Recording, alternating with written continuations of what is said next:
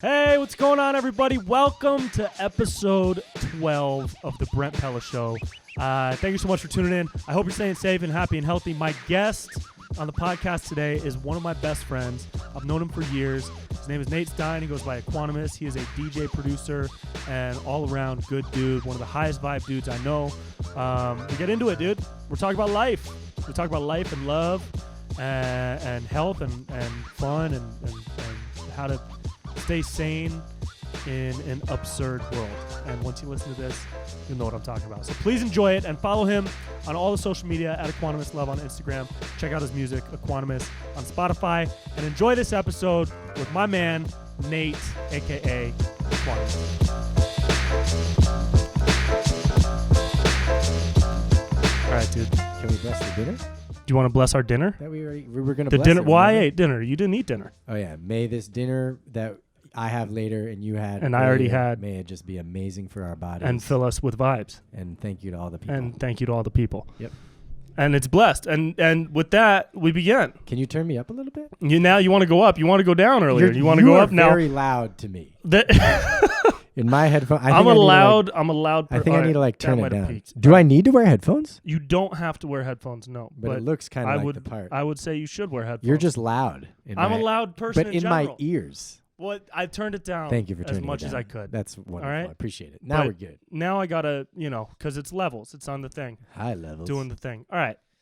What's up, bro? It's been a while. I know. It's good to see you. Yeah, it's good to see you too, Yeah. dude. Yeah, I like the hat. Thanks. You're welcome. Appreciate it. You look like you've been living in the mountains. I am. You are living in the I'm mountains. living in the mountains. Yeah, that's correct. I love the studio.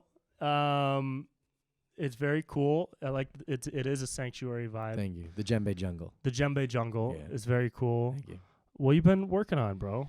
Been doing music? Man, I've When's the been last doing time? music. When is the last time that I saw you? It It's either got to be in late February, like the 26th or 27th, around that time. Yeah. Because I So slept saw at you. your house. I saw you pre-pandemic. I stayed at your house, and I don't think you were there though. No. That's what I'm saying. I think the last time I saw you was first week of January, before I left for my Bali, Australia tour. Yeah, that's cool. Yeah. Yeah, that was pre-pandemic. That's our dude. longest 4 months. Got to be our That's the longest time we've gone without seeing each other. since I've known you. Wow. Yep. And how long have we known each other? 6 years. Yeah, 7 years. years? 6. Sounds right. 6 or 7. Dude, 6. Yeah. so people ask me how we met, and we met on Craigslist. Yeah. Yeah. We met on Craigslist. That was really cool. You're the only friend I have that I met on Craigslist. Well, we didn't even meet. And we were both Like looking you didn't for a even friend. make the post. Yeah, I think it was somebody No. else, because I was living in that house in Silver Lake, Your roommate did. and that dude that didn't pay rent, right? The drummer, who No, just was that's like, not who made the post. who made the post? Oh no, it was my buddy Alex. Yeah, it's Yeah, Alex. that's right. I wasn't sure if I could say his name or not. Not that there's Alex? anything bad with him. I mean, There's he's a so great many guy. Alexes out there. Yeah, I guess it's a good point. And he made a post, and you were like, "Yeah, I'll move here." Right, and you you showed up, and I was like, "Yeah, for sure." Yeah, I and then you remember lived that. there for a month, and then you moved, and then we became best friends. Yeah.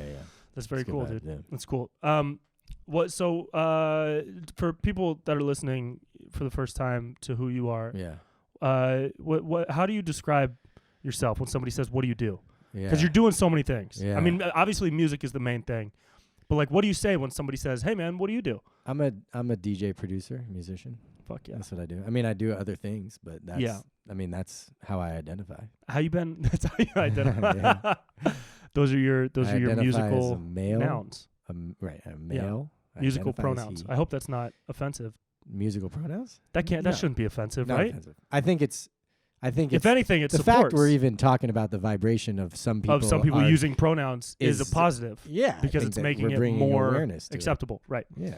I saw somebody online, probably on Twitter, say like, "Hey, why are people using like he, him, his when they're just like straight and cis? Like, why are they?" Yeah. And I saw a beautiful response was, "Well, when people you don't have to do it, first off, Right. but when somebody does do that, that's straight, it allows other people to do that who might be trans or from a Right. different community, Right. and it gives them a little bit of a like what's the word I'm looking for? Confidence, or like it makes them feel Yeah, better about doing it. I can't find the right word, but you know what I mean. think that it just creates a space where that stuff is okay. You know, Yeah. like I have a friend who goes by they.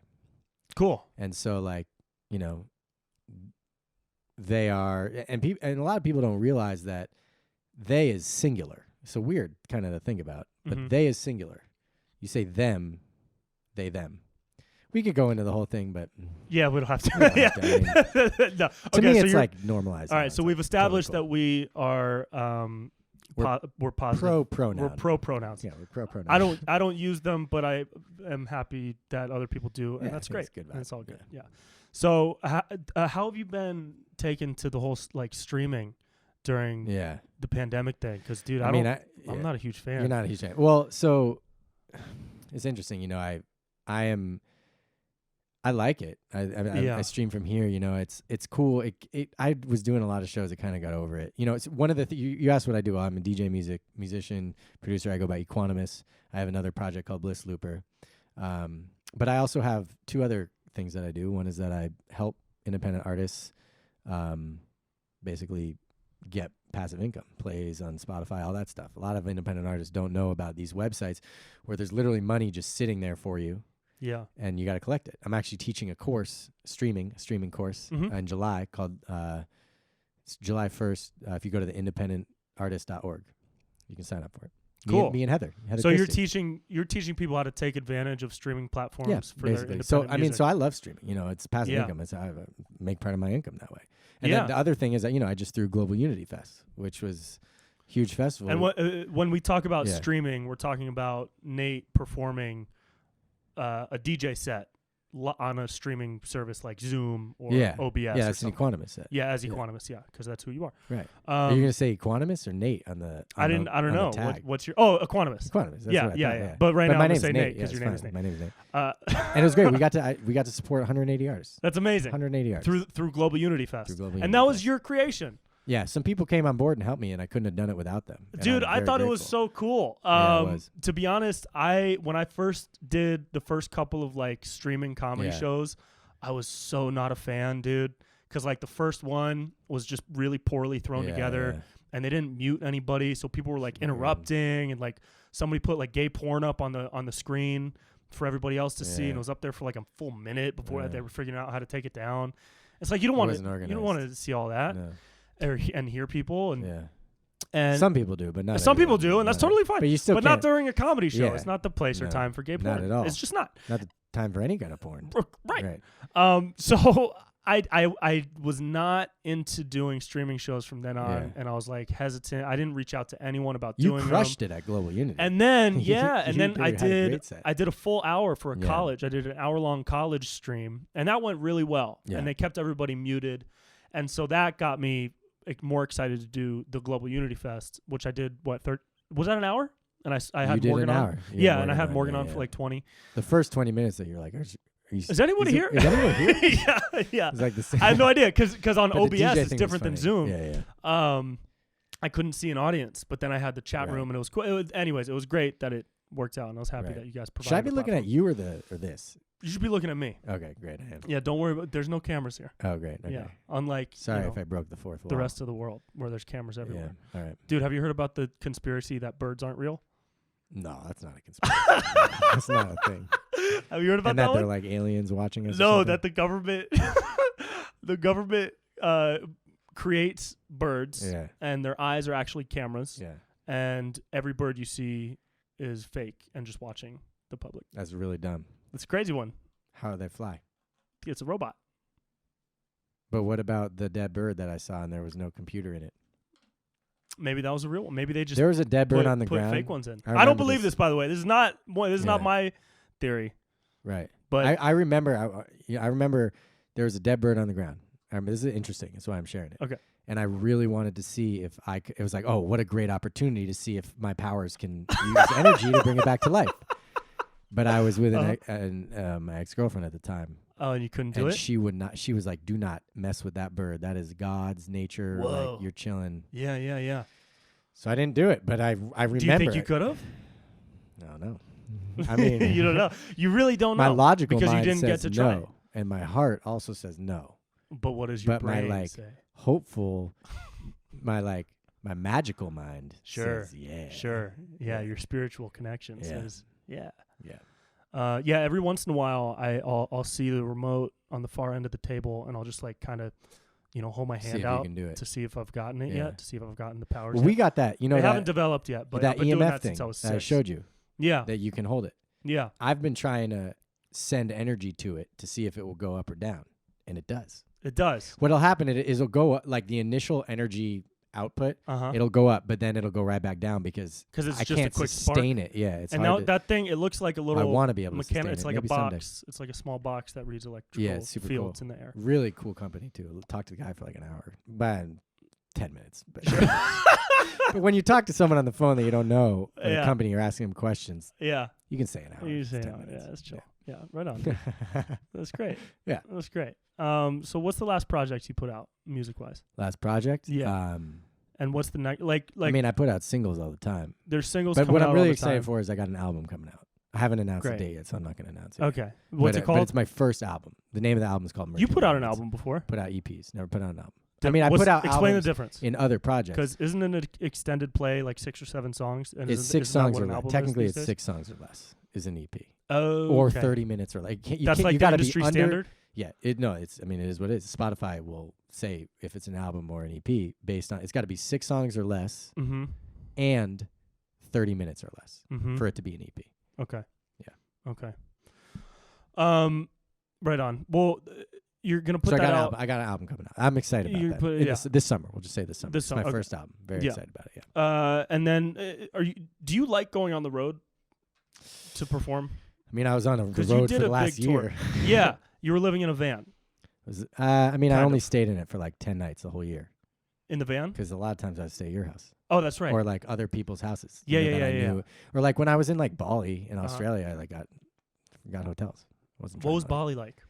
Amazing. Was that the vibe is so good. That was a festival? Huge tantric community there.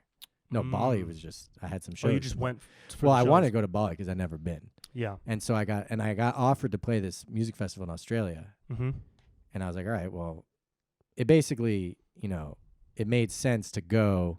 I basically broke even on the trip. Yeah. With my Australia, with the flights. How long were you out there for in Bali? I was in Bali for 2 weeks, 2.5 weeks, Australia for 2 weeks, back to Bali for like a couple days to play another show. And then I was going to maybe even stay. I got asked to play a festival in Bali, which ended up getting canceled because of COVID. Yeah. But I was thinking about staying, and I didn't stay. I remember like I slept in the Singapore airport on the way home. This was like, whoa. This was when COVID was happening in China, but not America. Yeah. So this was like January, February. No, February. Late February. Yeah, late February. Because it was starting to pick up. I remember March 10th is when Rudy Gobert did that whole thing. Oh my God, yeah, dude. The guy from the Jazz who just, that was dumb. He caught a lot of shit for that. He caught a lot of shit for that. Yeah, I don't know. People in the NBA called him out. Yeah, Donovan Mitchell called him out. Oh no, I know that. What don't you know? I mean, the guy let's just put it this way, okay? If there was someone who had say on who was going to get COVID, Rudy Gobert is the person you give it to because why? Because he touched all the microphones saying this isn't real. Oh, well, yeah. I'm not saying that that's the case because obviously that is a conspiracy theory, and I'm not. Oh, you think I do not the theory think is that. somebody gave it to him on purpose because he touched all the mics? I do not. That is not what I'm saying. Right. But what I'm saying is if someone does have that power, the person you give it to is Rudy Gobert. Right. Yeah. But I don't think that. I don't know. I think there's probably like a 5% chance that's the truth. Yeah. Well, people are pretty much over it now, dude. It's like, for the most part, I think. I mean, I don't know though. Like my family in Boston and like the East Coast is certainly not even close to over it. Like maybe it's just my community is over it. Me too. Not the general population. My grandparents haven't left their house in 2.5 months. Yeah, mine neither. They just go on walks once a day. They get everything delivered. Mine don't even go on walks. Yeah. They just hang out. Well, they live kind of in a secluded area. Yeah. Like near a park. There's bike paths. They're East Coast too. They're in Rhode Island. Yeah, that's right. Yeah. In Connecticut. Maybe it's just my immediate community is super over it. You got it like over. It's like I don't know the exact number, but it's definitely over 30%. I think it's like 40% or something. Is the deaths or whatever the marked deaths have been in New York and New Jersey. Yeah, it's a small place for 40% of the entire country. That's to very die from this. Yeah, that's very centralized. Yeah. So, you know, it makes sense that they're more cautious out there than over here. Right. We haven't, I told you, I mean, knock on wood, but this town, I don't think has had a case for 3 weeks. Not one case. Nevada City has not? Really? No, not just Nevada City, Nevada County. Really? Yeah. Yeah, Davis had 19 total. Yeah. And no one died. Yeah. And people are there. Yeah, people there. It's kind of a similar vibe to here. Yeah. Well, people are saying because the air, respectful. Right? The air is really great out here.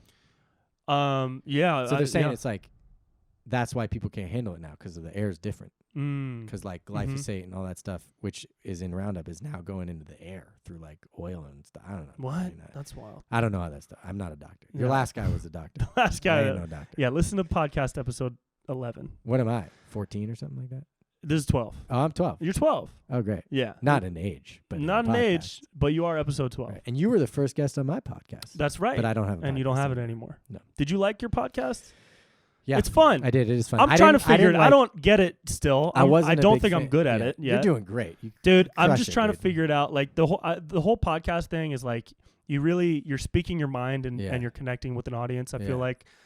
But I still am trying to connect with myself. Like I don't know who I am 100% yet. I've got a pretty good idea. What percentage do you know? I put myself, well, you know what? I'm going to say somewhere around 80, but 10 years from now, I'm going to look back and be like, oh no, I knew myself like 30%. Oh, really? You know what I mean? Because you evolve, you can grow so much over time depending on your experiences and what happens with you. You know, so I think I could give a completely different answer 10 years from now. I wonder what I would think of me.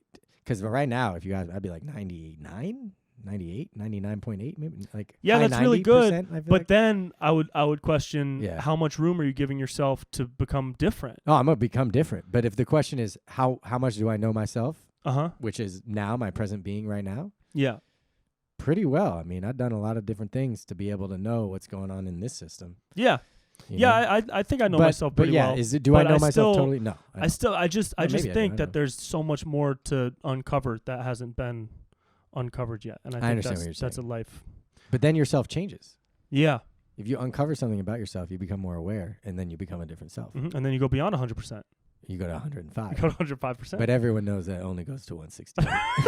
Once you get to 168%, it's like that's the most. Right, that's a sacred number. Yeah. Yeah, it's a sacred number. Very, because 1 plus 6 plus 8 is 15. 1 plus 6 is 7, which is 1 plus 6 plus 8 is not 15. Oh yeah, 1 plus 5. 1 plus 6 plus 8 is 15. But I don't know why I said 1 plus 6, because 1 plus 5 is what I meant to say. Which 1 plus 6. 5 is 6, which would be 14. Minus 2 is episode 12. Right. Yeah. And that's real. Dude, have you ever looked into the gematria shit? I know about it. I know about it too. Some of it's cool. It's not my. It's like it's a cool thing, but it's not where I want to spend my energy. No, you know? not at all. But I over the past couple weeks, I get so bored, and conspiracy theories are super like entertaining. Yeah. So every once in a while, I'll pop on the like Reddit conspiracy theory thread. Yeah. And I'll just read a couple of them, and then I'll laugh and go to sleep and have a nightmare and wake up and never do it again. And you then really do have it a nightmare? Again. I've had a couple nightmares. Because you don't smoke weed. Yeah. Yeah, maybe. But that's not. I'm not saying smoke weed. But also maybe smoke weed. Right. But I'm just also saying, maybe don't. Because if you don't want to dream, it's a good way to not dream. Oh, but I like dreaming. Yeah, so then don't smoke weed. Yeah, I like dreaming. Yeah, don't do that. I like dreaming a lot. I'd rather have a nightmare every once in a while and have some crazy dreams in between than not dream at all. Right. You know? What do you think dreams are, dude? Dreams. But what do you think that is? What is that? Oh, I don't know. Like, what's going on there? Well, that's probably like your subconscious needing to play out certain things. Like I tell people, if you have a nightmare, I give them a clap because that means that you didn't have to play that out in real life. But what if the nightmare is like physically impossible? Like a fight with a dragon in Mars. I'd be like, something. you creative. Yeah. I'd say you are creative. But what about, what if dreams are just like a window to another dimension, dude? Maybe they are. I mean, dreams, there's so much there that I don't even bother, honestly. Yeah. Have you ever kept a dream diary? I've written some dreams down. I once took some mugwort before bed. What is that? It makes you kind of be aware of your dreams and lucid dream and stuff. And it was like, I smoked it and drank it, the tea. Doesn't get you high or anything. Yeah. But during your dream, oh my God, I still remember that night. Even now, I was flying and I remember how to fly. You like, what? Mugwort? Like this with your wings.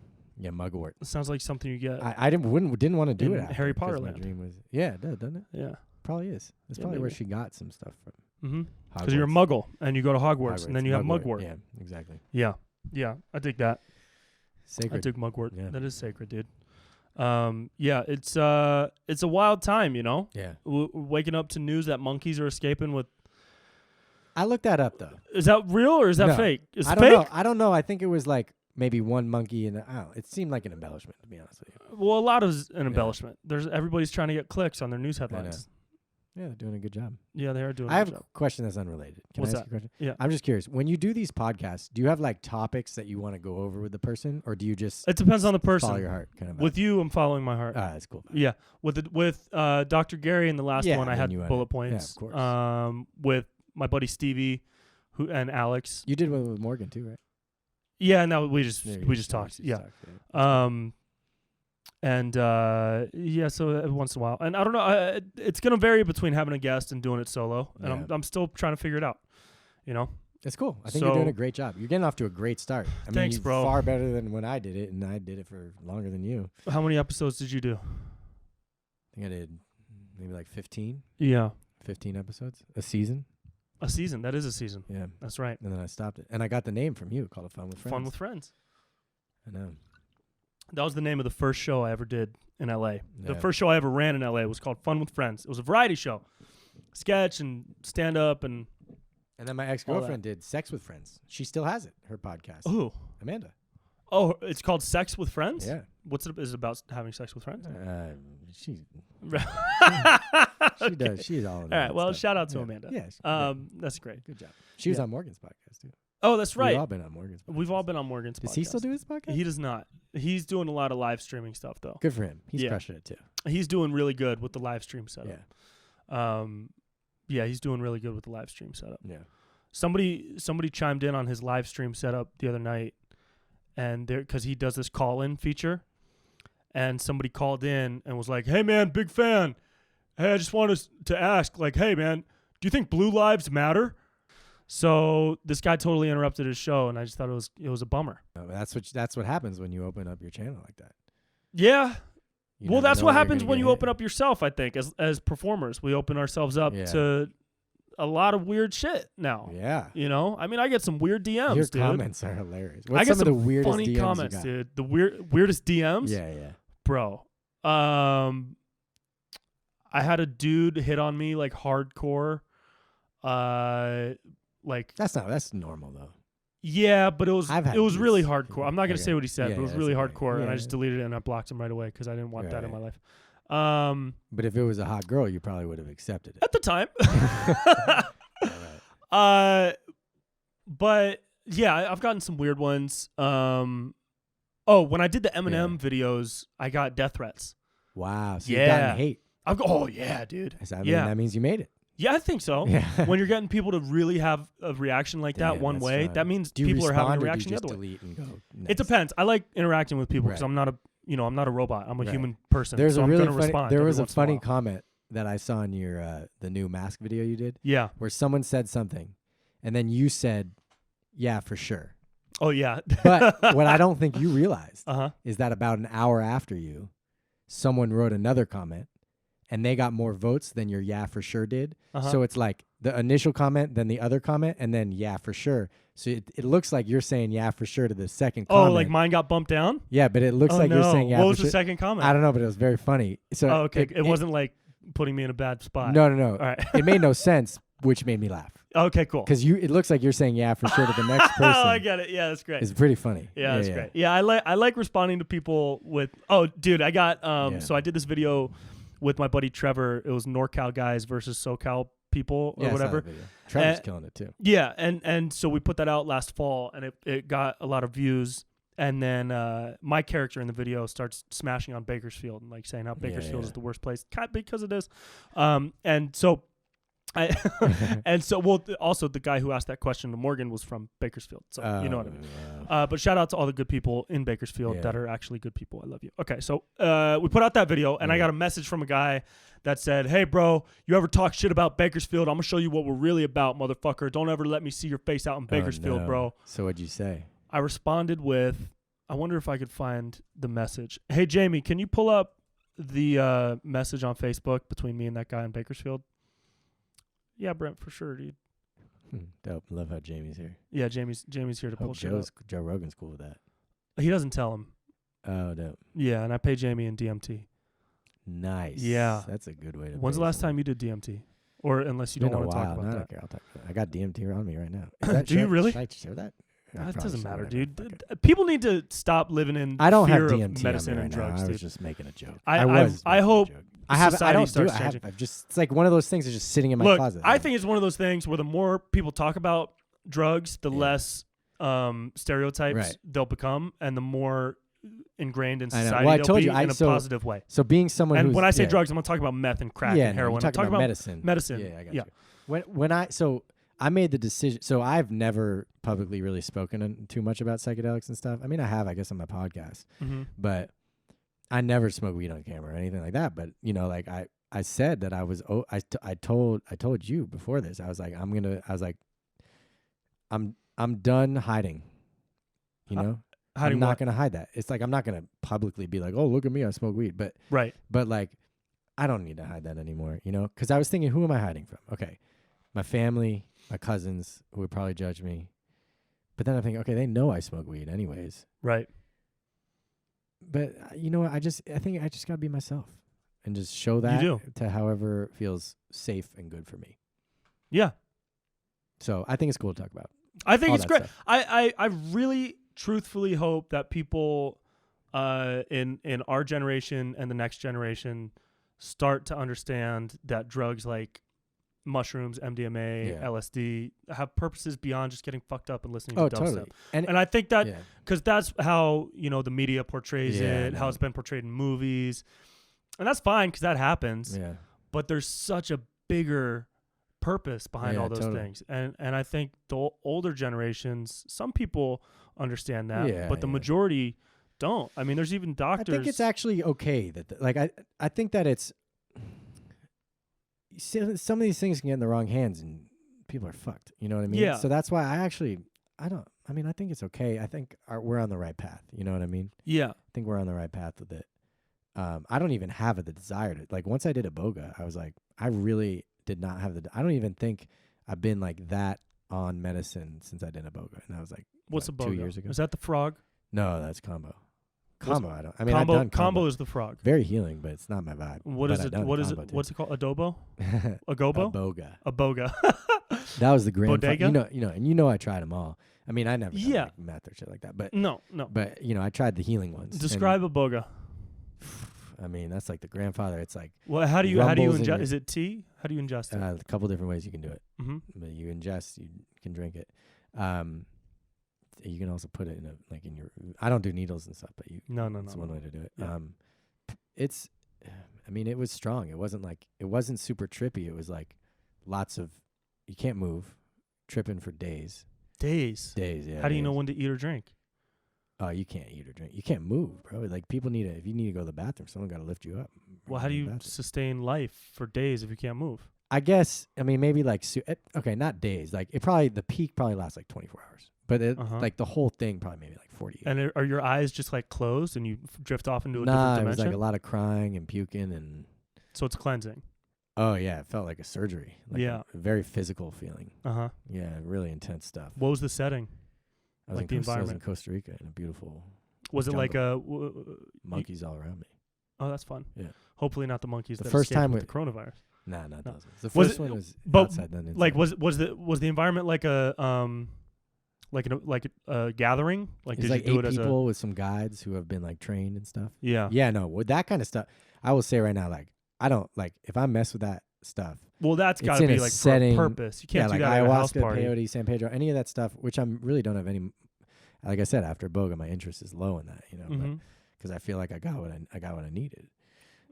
What and if you're open to it, what were you searching for before taking it? I mean, versus coming I did out a Boga because I had a partner and I that I was dating at the time. We broke up, and I had always wanted to do a Boga, and I just honestly I didn't want to deal with the pain of the breakup. So I was like, oh, what a great time to do a Boga. So I flew to Costa Rica and did a Boga instead of dealing with my breakup. And then doing the Iboga helped you deal with the breakup or move past the breakup? No. It probably made things worse at the time. Oh, so what did you walk out of the Iboga session with? Oh, I didn't process the Iboga session probably for a couple months after. Took me a couple months to process. Wow. Remember that? It was when I was at your house and I was not I remember. That's when I did the podcast with Morgan. That's funny. Oh, right. Talking about this, yeah. But now, after like, doing I look such back at that, an intense experience, though, like what were the days after that like? Were you just in a haze trying to figure out? I was so out of it. Yeah, I like couldn't even function much. That sounds awful. That sounds so terrible. It was like yes and no. It was like a reset. You know, it was it felt like a reset, like a physical, spiritual, mental reset, almost. Emotional reset. What type of reset? I mean, definitely physical. Mental for sure. Emotional, emotional, but the emotional part took a couple months for me to reset that. Yeah. And then,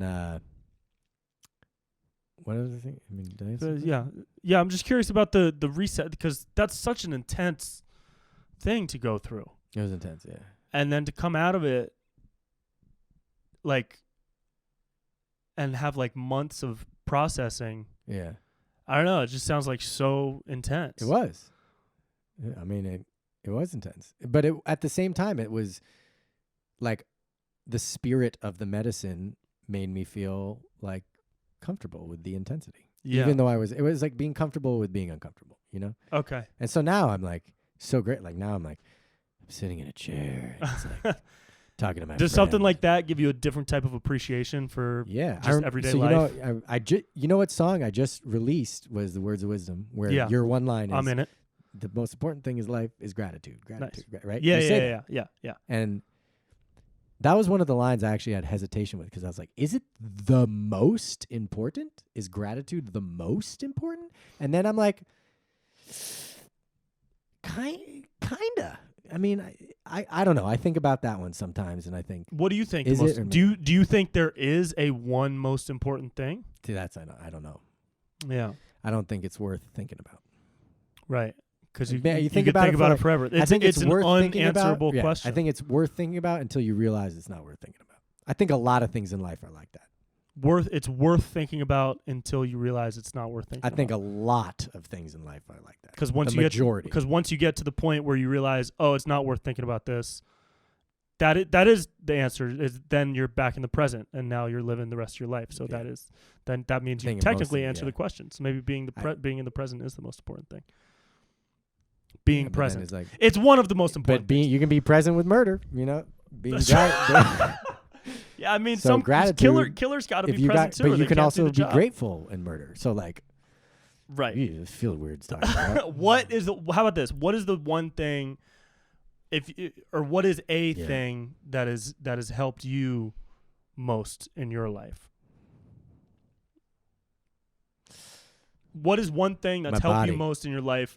That being aware of your body has helped. Yeah, that has helped awareness. you. Awareness. Yeah. Awareness. Yeah. Yeah. Because there was a time when I shifted after I did the 10 days of silence. Like I was in this shift anyways, but once that happened, it was like my home. Before that, my home was my mind. Yeah. That's where my awareness was. You know, I was thinking. Now my home is my body. Mm-hmm. Typically my like chest area, my heart. Yeah. But like also, I would say that I am like my head feels very empty. Like when I speak, it doesn't feel like it's kind of like doing its thing, which I'm proud of. I take pride in that. It feels empty, as in like you don't have a bunch of other stresses and anxieties. I feel very clear. Yeah, I think that's because of my diet, though. I do associate that with food, but I also spend if once we say awareness in the body, it's like okay, I'm aware internally of my cells, of my hands, my fingers, all the places in my body. Yes, and those places do pretty well when you're aware of those places. It's a complete 180. Once you're communicating with your body, right, and you're literally speaking to your body and saying, "What's wrong? What feels good? How do I make this feel better? Right? How do I keep this feeling? Yeah, you have a good relationship with yourself. Yeah. How's my outside toe do? Why does my outside left toe hurt? Right. Exactly. And then your outside left toe is like, oh, because you're kind of putting a lot of pressure on the outside of your foot. Ask questions. I mean, that sounds really silly, but the principle of it is legit. Very legit. And I didn't really start to become fully aware of my body until 6 years ago. Okay. Most people are. I would say that. Dude, I think most people aren't aware of their whole lives. are not aware of their body. No. They don't even realize that they are a body. Even the healthy ones, even people that are like living like generally healthy. Yeah. Are not. I will say though, I could imagine that if you're eating a lot of like pesticides and dairy and like things that will clog up your body. Yeah. I would imagine that it would be harder to be in your body because your body would be like something's happening. And so I think you just go right. You'd be like you feel safer in your mind. Yeah. Even if your mind is having a million thoughts, it still feel better than having to feel your body. Mm-hmm. You know, I find it a lot easier to feel my body. The fact that I've done cleansing and that I've gone through that whole thing. Yeah. You know? And emotional cleansing. Mm-hmm. All that stuff. It all adds up. It does. All that plus diet adds up. Plus exercise, obviously. It all totally adds up. Yep. And I think that's hopefully what people are going to come out of this whole situation with is a better awareness of their body. I pray to God people will walk away with that. Yeah, I mean, I hope so too. And the thing is, like, I know I'm talking like this, but I also want to clarify that I could be better. You know, like I still put smoke in my body. It's a process. Which is not. Yeah. I mean, dude, I ate a pint of ice cream last night, straight up. With dairy. Yeah, dude. But like you do things like that. I do things like that because life is balanced, man. You know? I'll eat a full dish of pasta and with you sauce say life with is cheese. balanced, and I agree with you, but I don't think that's an example of how life is balanced. It is for my life. Okay. That's how I balance my life. Because I can that's balance. That's a form of balance. I hear you. Yeah, I can then balance. I think there are certain healthy levels of balance. Can we say that? You know what I'm saying? Yeah, but it varies per person. Oh, of course. Yeah, so mine is okay. I'm gonna work out 5 to 6 days a week, which is great. Hard. More than I do. I'm gonna sleep 8 hours. Yeah. I don't fuck around with sleep. I don't sleep 6 hours. Good for people you, that can do that, good for you. If you can sleep people. 4 hours, 6 hours, that's great. Gary V, I'm proud of you. Whatever. Me, no. I'm getting 8 hours of sleep. Good for you. And then once a week, I'm gonna feed myself the drug of sugar. Yeah. Because it acts as like, not only does it act as a like a reward kind of, but it's also just fun. Yeah, if it's good for you, look, I eat sugar. I have coconut ice and I'm cream. not like I'm not an addict for it. A lot of people are addicted to sugar. But I have been in the past, dude. I've been addicted to fucking sugar, man. About Brent right now. Yeah, we used to like before a movie, we'd go out to a movie. Yeah, and Brent would go to the candy store and like, literally get the candy store. I would buy the candy store. He would bring in this big bag and eat the whole thing, dude. I couldn't see a movie. And he would be like, in moderation, and I'd be like, not that. I remember actually my argument was, like, what about like a wound, like a bullet shot? In moderation? Should we do that? You know, not that they're comparable, but. But I get it. You remember when I know. I remember. I didn't mean that. There was a period. There was a period of like 2 or 3 years where I was so foggy. My head was so foggy, dude. And I was like, I was pulling muscles here and there, and I was getting little injuries here and there. And I started gradually changing my diet and my workout routine, and it's a mixture of so many different things. But diet is such a huge part of it. And the sugar, dude. I mean, I am 100%. That's the drug I do more than any other drug. Is sugar. Yeah. Without a doubt, dude. Without a doubt. Yeah. But I know how to control it. There's worse drugs. I know how to control it. It'll never like take over. What do you think about when other people judge people for being unhealthy? Because I've heard here's two. I'm going to present you with two sides. Okay. One, it's always bad to judge people. Yes. There's one side. Accept everything for what is. Number two, judging people for if you're helping them, if it's something that is if they're hurting themselves, then judging them can actually help be like a teacher or a coach. It depends on the delivery of the judgment. Does it come off as constructive criticism, or does it come off as you being a dick? Totally agree. Fully agree. You know, I think it's totally fine. Like, can I light this up? Are you gonna smoke? I want to smoke. Smoke, boo. Spliff. Smoke it. Tobacco's organic. Comes from a farm. That's great. Granted smoke myself. That shit, dude. Ganja's also comes from a farm. Spark it up, baby. Sun grown. I don't judge. Organic. Dude, people used to think I judged them for smoking in high school. Nice. I was the only one to not smoke in high school, and every time people would light up, they would be like, "Oh, Brent's here. Brent's judging us." And I was always like, "No, dude, I'm sitting in this car while you're hotboxing it, like listening to music. I'm not judging you. But I do think that there's a way to maybe like judge someone who you think could be better, whether that's let's just stay in the health example. You can judge someone for being unhealthy, but you don't present that judgment in a negative way where you're being condescending. Instead, you have to try and like articulate it in a way that can help someone. And I've done that before. You know, I've had friends that are really unhealthy.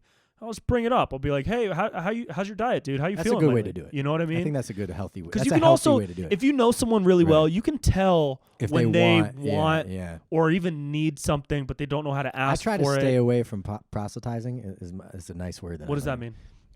When you push an idea on someone. Say it again. Proselytizing. Okay. So when you push, my uncle taught me that word. He's a lawyer. Good word. It's not even that big of a word. It's just it's a fun word. I've never heard the word. I've learned that I don't know as many words as some other people do. Do you read? No, I can't. That's the one thing. You gotta read, man. I have trouble. It's not. Do you want a book? No, it's Let not me give like you a book, hold on. dude. No. All right. It's like I have dyslexia. I can't read. I didn't even know what about that until later in life. Really? It's not the dyslexia where you mess up words. It's the dyslexia where like you read a paragraph 7 times and you get nothing from it. And I've always had that. Yeah. And now I just love it. I love that part of myself. But I can still read things like sports are easy. Like sports and like like short articles I can read. Okay. But like fiction, ugh. Yeah. I'll watch a movie. What about like a theoretical book or like I'd rather watch a documentary. Okay. But here's the thing. I'd rather watch a documentary because of how I read. Not because I don't think like if I could read better, I would read. Yeah. But I'm not great at it. And I'm okay admitting that I'm a slow reader. Yeah. I get the job done. My brain gets the job done, but it's not perfect. Yeah. And there's some problems with it. So what's your main source of like intaking information then? Oh, this actually was talking about this earlier. So this is really cool. I think this is really cool. Mm-hmm. And I don't know if everyone realizes you can do this, but on Facebook, you can choose who you follow. You can be friends with someone and not follow them. Yeah, so I do that. Everyone on my Facebook, right? Me too. Everyone on my Facebook feed is either a music contact, a close friend, or someone who puts out good news. Okay. And so I have like catered my Facebook feed to be news, basically. Okay. And so I get so to answer your question, Facebook. Those people on Facebook. That's how I get that. I get my news from certain people on Facebook. Cool. That are posting, that I know are posting from certain. And when I say information, I don't just mean news though. Mean news. I mean, news is part of it, but I mean like how do you learn new things, or new philosophies or new ideas about the world through conversation. Okay. Right? Yeah. Well, everybody's different. I mean, documentaries are great. That's a huge source for me. I love documentaries. I do too. And I read. I like reading. But I also grew up reading. Like my mom emphasized reading. And I think it's good for your brain. And she like literally wouldn't let me play video games, which I thank her for. Because interesting. Because I like the hand coordination. But you have great hand coordination. Basketball. Right. I love basketball. Yeah, because dude, I love basketball too. It's the best. It's the best game. But so good. I grew up like not playing video games at all. I would either be playing basketball or reading. And dude, some people grew up playing video games and now they're making millions of dollars playing video games. This is not a knock on video games. Yeah, I love video games. Great for everybody who grew up playing video games. And some people also grew up with video games and sports. Yeah. And that's great too. I like 2K, NBA 2K. That's one game I played once in a while at a friend's house, but I never had a system. I have Nintendo 64. Isn't that funny? Here. Oh, that's cool. I don't even know any games on 64. Blitz? Donkey Kong? I don't know. Play Blitz? I don't even know what Blitz is. But like I grew up, playing basketball and reading, and so that's instead of video games. And now I wonder if anybody's going to grow up without video games from now on. You know what I mean? Because it's so mainstream and video game culture has exploded. Dude, do you realize Second Life today? You saw LIB did their thing on Second Life. They did it on Second Life. Today, video game culture, I think, is what sports culture was when we were like 6. It is so huge. Twitch, the EA Sports arenas. Yeah. What's the one? Fortnite. Oh yeah, there's all that shooting stuff. The video game culture is so huge. It's like what sports were for us. I like how video game culture is starting to degenderize people. What? It's like there's no binary scale on a video game. Like a character? Like no, like the person playing. What do you mean? Like you can't tell if the person playing is man or woman? When you play a video game, you're genderless. So you get to embody someone without a gender. Unless you're like a character in a video game and you choose their gender. Right. Yeah. So you mean like when I choose a character, the person playing... You could be a woman. I could be a woman. Right.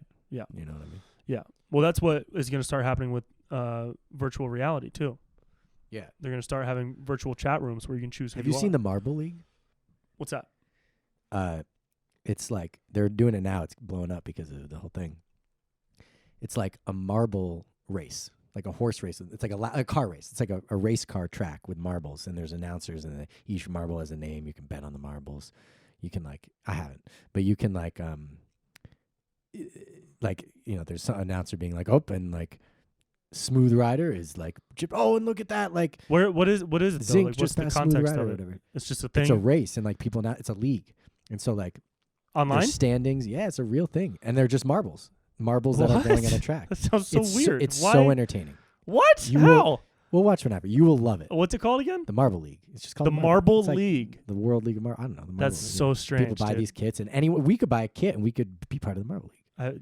It's brilliant. It sounds absurd. It's gonna blow up. It's already blown up. How? How what? People are just watching marbles go around a track? It's very entertaining. It sounds like what you do during a timeout at a basketball game. It's the same on the Jumbotron. It's the same thing as watching a car go around a track. Oh, okay, I guess. But it's not because they're being controlled by AI. A marble? A marble's or people are actually flinging them. It's even everyone.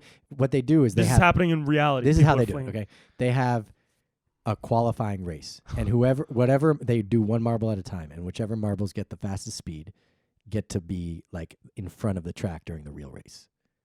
So they get launched out first, and then the second ones, because you can only launch so many marbles at a time. And who's launching the marbles? It's a machine, so it's perfectly balanced. Yeah, they did it good. All right, Marble League, check it out, dude. There's some weird shit out there, man. People got to find something to stay entertained, dude. I think the Marble League's pretty fascinating. I mean, I've only let me get this straight though. I've only watched one marble race. Did you bet on it? No, I don't bet anymore. When's the last time you gambled? The day before NBA got shut down. But no. Like, let me rephrase. There was a day. Has this shutdown helped your habit? Helped you curve it? I wouldn't have done it anyways. There was because I made an agreement. So I stopped gambling one more day of NBA and then shut down. So I had a day where I didn't gamble. Damn. But I don't do it anymore. Can you tell? Would you feel comfortable telling your gambling story? Well, I have a lot of gambling stories. Well, the big one. What? I mean, I'll sum it up. Sum it up, but like with the coolest points. Okay. All right. I ended up going down. Like, I wasn't betting big numbers at this point. I think the most I had won in a day. This was a couple years ago. 10 grand or something. Like, this is a couple years ago. Did not bet 10 grand to get the 10 grand. You know, I was betting low hundreds, right? Right. But then I just. And what are you betting on? You're doing fantasy basketball teams. DraftKings, sports. I was doing a lot of NBA. NBA has been my This is a couple years ago. Yeah. You were betting chunks of hundreds here and there. The most you'd ever won at once was 10 grand. Which was a lot. The second most I ever won was like, I think $1,000. And 1,400. What was the most you lost? At that point in a day, a couple $100. Okay. Same thing. I went through a breakup, so I decided to basically take all the money I had and gamble it. About 10 grand. And I put a lot on Reggie Bush. You put 10 grand down. A lot. And a lot was on Reggie Bush first week of the season when he was on the 49ers. I thought he was going to explode. And it's like, I'm like at this place where it's like, okay, I could break even. I could go up. I could go down, whatever. Yeah. Second play of the game, Reggie Bush gets injured. Oh, right. And I lost. And you're fucked. Yeah, I lost pretty much all of it. So, yeah. So I tried to make it back. Over a couple months, I ended up being... I gambled other people's money, too. And I was down. How? You know, I was in charge of rent. Dude. Anyway, so I went down about $25,000 over the course of how long? A couple months. And was there ever a point where you just weren't paying rent? I mean, I don't want to talk that part. There was a month where I didn't. But I will say, just so people know, there's never been any super bad blood between Nate and his former housemates, and they're all friends. And it was never like a legal. And I'm very gracious. Like people know this. It's a funny story. I give people money, and I just like will buy It's a fun something. story. I know it sounds a little weird right now, but no, I didn't really. Let's keep going. Whatever. Anyways, So over the course of a couple months, you used like and then I got bailed $25,000. out by a friend. I really when I say I gambled someone's money, it's because I got bailed out by a friend and I gambled the money. Got it. And I so I was, and I remember the banks were saying like, because I owed at one point I figured out how to take out money out of PayPal. Yeah. Let's don't go there. So yeah. So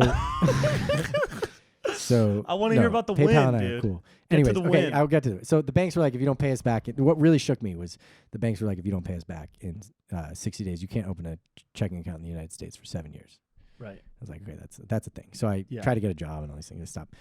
And then I decided, I remember this is like many years before there was Bitcoin and Ripple. And I had what now is, I wouldn't have ever kept it in any circumstance, necessarily maybe like one circumstance. But I remember I had what at its peak, that Ripple would have been like about $3.5 million. But at the time I cashed out for about 100. So, but if you had kept it, but I wouldn't have kept it. But you that had was no so idea. Many years ago. Yeah, you have no idea. Anyways, but I took the money. Mm-hmm. I was at your. I remember I was at you. You were doing a shoot, and I was part of the shoot. I was in the video. That was at the bar. Yeah, and yeah. but I was in the corner gambling on my phone and all that shit. And and then I like started. I did well that day, and you then put down a couple $100. I put down $2,000 that day, but at that point, okay. I was, and so and then and I went. I got to my friend's house in Miami. And I remember it was a fantasy game, and I won. I won the tournament, and I made $120,000. But wasn't it But wasn't it like dependent on like one guy making a three? No. You told me at some point. At the very end, if LaShawn McCoy had like an extra 7 yards on something, I would have made like another. I would have made another 100,000 or something. And then he dropped the pass. All right. But I was still happy. I was like, all right. The moral of the story is don't gamble. Yeah, and then I didn't. I want to say after that, I didn't gamble for a year. Yeah. So I'm not. I don't. I've been to Gamblers Anonymous maybe 2 or 3 times just to see what it was like, but I don't. I've always been able to stop. Yeah. Always. Mm-hmm. Has it been after a win? Yeah, but I've also stopped after losses too. So it's like sugar. It's honestly, like sugar for me, dude. To be real with you, I have not thought about gambling in a long time since COVID. Right. Cool. And I'm grateful. And now it's like I'm doing fine. You know, like. Yeah. Now you're working. Cool. And you're helping people. And the thing is, I was going on tour and like making money from that. Yeah. And to answer the question that I never think I answered, actually, is a long time ago in this conversation you asked this, but a long time. Anyways, I liked a lot of parts of tour, yes. Wait, that's the question you're answering? You asked me that question before. We got on a tangent. Now I'm going back to it. Oh, there's going to be so many tangents, dude. Yeah, well, maybe not. I'm glad you like tour. I love touring. I love being on the road. Being on the road is my favorite thing. I am so cooped up during this quarantine, dude. I get cabin fever after like 3 days, man. And I was going to go on a huge tour in the spring and summer. It's going to be my biggest one. I know my heart fell for you, honestly. Oh, I appreciate that. I was feeling. Yeah, I mean, I was talking to my mom about it. Hopefully, they can all get rescheduled, but like, I hope so. It all got canceled. I got one date in New York. You got a flight to New York yet, or no? I didn't buy any of the flights because like $20. Yeah. But I love being on the road. I love it. Yeah, I like it too. I was on the road for a year. I liked it, but I like this. I mean, I love having my own studio. So I think I like both. I like being able to have my own studio and be on the road. Well, it's cool that you can do what you do without having to be in LA. I think that's a huge plus. Yeah. Because a lot of people feel like they have to be in LA. I mean, I was in LA for. You were in LA, but then you realize you don't have to be in LA. No, not at all. And a lot of people are doing that, dude. Like I told you before. But I'm not in that mainstream space as much as other people. Maybe a little bit, but not like. Yeah. Not like in. Like. The reason to be in LA is to network with people. Well, there's just so many reasons to be in LA. I mean, if you want to me, depending on what you're doing. If I said to all the musicians, mm-hmm. which is like what's happening right now, hey, you can't network with anyone in any city that you're in. You just took away networking away from the equation. Right. A lot of people would not be in LA. Yeah. I think a lot of people are realizing that too. I mean, look at JP Sears. He's in Austin. Austin's dope though. Austin's awesome. But he's acting and he's doing videos and he's touring. Same with my other buddy who's moving to Vegas. You know what I find though is people though they've spent some time living in Southern California because he used to live in Encinitas. He was in San Diego. Yeah, or Encinitas, yeah. Which is a very high vibe community. Very high vibe. Yeah, I like Encinitas. A lot of high vibe people. There's a lot of high vibe people in Encinitas in terms of the personal coaching space. Mm-hmm. And just being in this community, like evolving community. Yeah. And I find there's a lot of people here in Nevada City, huge dancing community. I mean, I've done dances. I've done ecstatic dances all over the world. I mean, I guess over the world. For people who don't know, what ecstatic dance is, how would you describe I can it? tell you how ecstatic dance started. Oh yeah, please. People don't know that story, but ecstatic dance is like it's like a mixture of like a yoga class, a workout, a social thing, and a dance. You can't talk. You can't talk to anyone on the dance floor. Mm-hmm. You can't wear shoes, and it's about being on a journey. It's like really expressing yourself. It's like a physical I learned journey. how to dance. I mean, I can dance now. Before I couldn't dance. I love dancing. It's well, dude, so you know, healing. Moving your me body. and you at Lightning in a Bottle Yeah, were just there, dancing yeah. like. Vibes are so good. Anyways, ecstatic dance. It's one of those stories. I don't know if I should tell, but it doesn't feel like. It's up to you, man. We'll just say it started at this very radical community in Hawaii. Okay. I just tell the story, whatever. Started at this very radical community in Hawaii, and it was very loving. It was, people were having orgies and all these things and lots of things happening. Cool. And they started dancing to this woman's set. She wasn't even there. They would get together and they would just dance together to the set. And eventually it turned into like, a weekly or monthly thing. I don't know. And they started having DJs there. And one time, but they're really open community. And one time they bring in a duo. And after the duo does the DJ set, they go on the floor and they have sex in front of people. Mm-hmm. And that created this vibe. And the men started being a little aggressive after that. Yeah. So they made the rule you can't talk on the dance floor. But you still have sex at the end? No, I don't know. They I took that away don't know. too. But I just thought, like, in ecstatic dance, everyone knows you can't talk on the dance floor. I just found it very fascinating that the rule was created from that because they used to talk on the dance floor. Yeah. But now it's great for other reasons, for a totally Well, different it probably reasons. started as like a small private thing with people who all knew each other very closely. Exactly what. And what now I was it's saying. you Now can it's just everywhere. come as strangers and dance your It's hearts out. such And if sweat you have not and been then to an ecstatic go home. dance and you are an open, loving person, go. Oh, I'm a huge fan. Yeah. I've only been saying, to like I'm saying two. to the people. Yeah, I've only been to like two or three. The ones that you played. Yeah. One of them I just stretched the whole time because I was like, I don't know if I can dance. one here, for the amount of people that are in this town, is unbelievable. Yeah. It's one of the best in the whole world. Wow. How many people show up? 300. Whoa. Yeah, 300. That's a lot of people, A lot dude. of people. You saw our town. It's like two streets. It looks like there is 300 people in the town. Right. Yeah. 300 people. Because so there's a lot of dancers in this community, and there's a lot. When you say DJs dancers, and you mean producers. people that dance. Yeah, but not good. professional like contact dancers. dancing, all this. Oh, Cool okay, stuff. cool. And there's a lot. I'm so surprised at the amount of, we're in this like conscious community, this music conscious community. Yeah. There are a ridiculous amount of musicians and DJs, musicians too, Yeah. in that community who people would be like, oh yeah, I know him, and they live here in Nevada City. Yeah. It is very surprising to me. What was your first, do you remember some of the first steps you took into the conscious community, or the transformational community? Oh man, I mean, because we both you and I come from and we've talked about this before, very similar I'm from Newton, Massachusetts. backgrounds. But dudes, education, bros. I was in play a frat, basketball. play You were in a ball. frat. I went to a school Totally. that was a party school. Yeah. But then we both kind of, it definitely heightened for me when I met you. But I already had it happens to a lot of my friends. Yeah, but I had like a big piece of that in me already, just from the way my mom raised me. You're ready. Yeah, and so what was it for you? Do you remember leaving Syracuse? And I was like that in Syracuse. There was a conscious community there that I was part of. I just didn't realize it was like my non-fraternity friends. Yeah. And so even in high school, a little bit.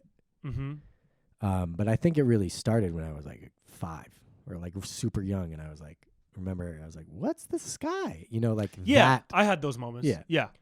Dude, I remember being 10 years old and looking up at the sky at night and just being like, what the fuck is going on? Yeah, no, we still don't know. What is that? What is up there? What are stars? What is behind the star? I was 10. And I was like, I remember that. And I still question that. I wonder sometimes if everybody had that question when they were kids and I think was a that lot of people did. philosophic. But then I think... But then you get ice cream and you're like, oh, ice cream. Right. And then I wonder if a lot of people lose that sense of questioning along the way because you see so many people that are violent and upset or racist. People you know are what I getting mean? shaped by TV, by the media and that kind of. Yeah. But you know what? Here's something really fascinating. Okay. Uh-huh. I was just curious. Okay, so I looked up how many people watch the news on TV. Okay, the number one news station by far, by 1 million people, is Fox News at 2.57 million. Really? People. That's the most? I think I was talking to my mother. Yeah. And I told her this, and I was like, Brent puts out a video, and more people watch it than all of Fox News in 1 year. I was like, huh. Mm-hmm. And then I realized that it's actually being shown to us that a lot of people, like that, they call it mainstream media or whatever. Yeah. I would guess that the high majority of people do not watch the news on TV. Like the high. Well, I think they get it from the internet. People. The majority of people get it from the internet. And you and then they're watching Fox News videos on the internet. Yeah. That's a good point. You know, that just totally changed how I did that mess up your whole? That didn't. I mean, I guess it did, but now. But in a good way. But now I'm like, oh, now I know. I was like, okay, what? I was like, that was weird. Why did I think? And now I'm like, oh, duh, because they just watch that. Makes sense. Because you can be of any partisan side and watch clips from every side. Totally. You know, that's what's cool about it. Which is actually what I do, because I don't trust any media. I think they're all fucked. I like the Epoch Times. The what? Epoch Times. I don't know what that is. It started out of Falun Gong, which is like Qigong. I don't know what that is either. Just look. It sounds deep. Google it or something. Yeah. No, I don't trust any of them, but I watch all of them so that I can find the middle ground, because that tends to be where the truth is usually. At least lately. Yeah. I mean, you see, it's really messed up, dude. On both sides, there's crazy manipulation of words and subject matter. You also, like, I know that there's an established both sides, quote unquote, but I actually don't identify with that, because I mean I know it's there. You know what the term means. I do. The term means the two biggest sides. But the majority of people are not on a side. I don't know if that's true. If you're talking about the United States of America, I would say the majority of people are either Democrat or Republican. And I'm not talking about far left or far right. I'm just talking about in general. Here's what I think. I think that, yes, they identify that way. But if you were to have a conversation with every single one of those people, you're like, do you believe this? Do you believe this? They would realize that they are not on a side. Right. But people get swept up in tribalism, and that's the whole issue. I mean, that's what my mask video was about. Tribalism? Tribalism. Tribalism is like you associate with one specific tribe or group of people. It's like groupthink, and you're so drawn into this group that it's either you have to be in this group or that group, and there's no middle ground. I'm in this tribe. This is my tribe, and that's that tribe over there, and they're different. Because people like ease. People love ease. It's easy to just fall into a train of thought and associate with one group, and it's harder to grasp it's harder to grasp different angles of subject matter and ideas, and it takes more effort. And so people choose for the easier option because it's just written into our DNA to choose what's easy. You know, for survival mode. And that's the other thing, is survival. Tribalism is based on survivalism. I see that. I see that. I think ease is... Sorry to interrupt you. No, go ahead. No, you finish your sentence. That's it. That was done. All right. Well, I think that ease... I think it's good we're programmed for ease. I just think we need to be smart and understand that the easy choice is not always the best. But see, okay, so here's the thing. It's like, I work hard. Sometimes it's really good to work hard, and maybe it's not easy. But if you really looked into it, it's easier to work in certain ways. It's easier to work hard and deal with that feeling of hey, I worked hard. This feels good. Mm-hmm. Than it is to not work and deal with the feeling, I should be working. It's you see what I'm saying? Mm-hmm. So it's actually still just a form of ease. Yeah. You vibe on that? I vibe on that. Are you getting secondhand high right now? Maybe a little bit. That's all right. I can see it in your eyes. Really? Just a little bit. All right. Maybe I'll open up a new dimension of thinking. Yeah. No, just a little bit. Though. Just a little bit. Yeah, just like the body. Yeah. Well, that's what that whole video was about that I made, because it's absurd that people are choosing a side and just aggressively attacking another side when there's so many different things. Yeah, that's it could be argued as insanity. It is. I think it's absurd. Absurd. Yeah, absurd, insane is a whole other different level. We'll go with absurd. We'll go with absurd. What does absurd mean? Ridiculous. It's ridiculous, like preposterous. Doesn't make sense. Totally unnecessary. Well, maybe unnecessary. It's unnecessary. Yeah. If something is absurd, it's unnecessary. Maybe not unnecessary. But I know what you're talking about. Like weird. Yeah. Like off, you take shocking. all the vibes There's of the words I just said and you yeah. add them together, and that's the vibe of absurd. There's an element of shock. Yeah. It's weird. There's something there. Yeah. And I really see a lot of change in people's hearts, especially young people that are questioning a lot of stuff, and I think that's a good thing to question. I mean, don't go off the deep end and start making up crazy conspiracy theories, but definitely question stuff. It's okay to ask questions. I think critical thinking. Think critically. Don't think conspiratorially. Is that a word? What's the word? Conspiratorially? I don't know. Yeah. Should we ask Jamie? Yeah. Yeah. Although I do love a good conspiracy theory, dude. Yeah, it's entertaining. I love a Maybe good it's one. good for entertainment. Did you watch the UFO videos I sent you? Yeah. Did you look at those? Yeah. Did you? Yeah. What did you think? A lot of it I'd seen, to be honest. But Did you watch the montage of clips? From yes, and I watched people? the podcast you sent me about the guy. Nice. I liked that. Was nice. Yeah. It was cool to hear him because I had just seen that video. The Pentagon. The guy we're talking about is Commander David Fravor. And he was on that. He was the one. Was he shooting the video? Or I don't know. No. So his story, and I encourage everyone to go just do a podcast search for Commander David Fravor. I think he did Joe Rogan, and he might have done a couple other ones. He was a command. So that dude was put in charge of the city of LA on 9/11 when 9/11 happened. They said, you protect LA, pretty much. I mean, I'm sure there's more to it than that. Strong. But so he is like such a credible source. He has no background of like illness or like insane craziness or anything. Yeah. He's just a fucking dude in the Navy. He's a commander. He's a decorated commander. So he was out on a training flight, and he saw this white oblong object like bouncing back and forth on top of the water in a way that aircrafts don't move. It was just like propelling itself, right? And so he flew down to see it, and it came up, and it circled him, and then it took off at like 5,000 miles an hour because they caught it 30 seconds later, 40 miles away. Right, so the ratio of whatever that time is 5,000 miles an hour. Yeah. That's the trippy part. And that is not... Dude, I can't believe people don't talk about this more, man. I mean, this is where I get super hyped up because it's insane that information and that knowledge is so undervalued by people. A lot of people talk about that, but we don't. I don't think enough. I don't think that there are a lot of. Okay, I'm with you. Right? Because it's like everyone should know that. Listen, dude, the Pentagon. There's so many theories about this, but the Pentagon released this footage of these unidentified flying fucking things, UFOs. So it's not a matter of believing in UFOs anymore. UFOs exist. Right. It's just we don't know if they're alien. They could be USA. But that's the thing is like they could be super high level secret government stuff that the Pentagon is saying we don't know what this is. It might be aliens, and then that's throwing everybody off. Yeah. But he said, "Nah, dude, that shit ain't from Earth." Right. And I've seen everything. Right. And he also said that he sometimes fucks with people, so it could be a.